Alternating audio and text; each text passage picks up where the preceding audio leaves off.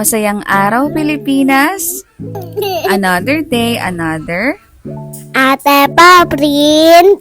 So, meron nga tayong ka-village na nag-PM sa akin para magpa-print ng kanyang project.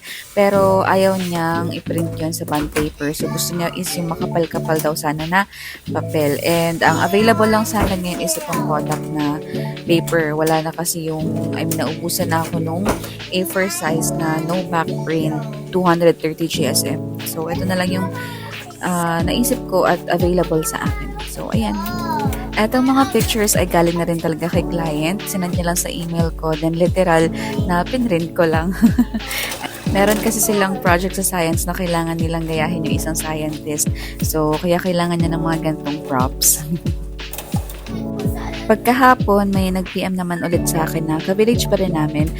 Gusto niyang magpagawa ng poster or parang chart ng planets. Pero laminated. Ayan. Tapos, 2 years old yung baby niya. So, naghanap muna ako ng template. Ayan, ito yung una ko nakita and feeling ko hindi siya pang 2 years old.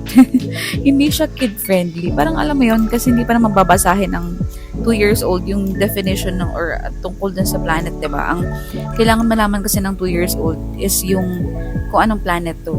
Yan, matandaan yung mukha ng planet tsaka pangalan.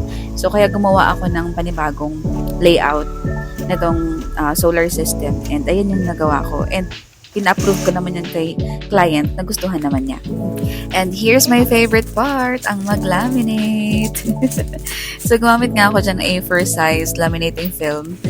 Tapos, ang ganda na ng gantong laminating film kasi ilalagay mo na lang sa gitna yung paper. Tapos, itong laminating machine natin, i-on nyo lang yan, run, hot, yan, i-on nyo lang yan, tapos forward, tapos iset mo lang yung temperature sa 140.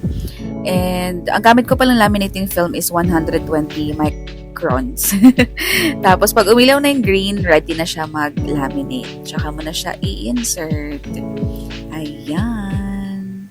Dalawa nga pala yung pinagawa ni client, kaya ayan. Ang saya-saya kaya mag-laminate.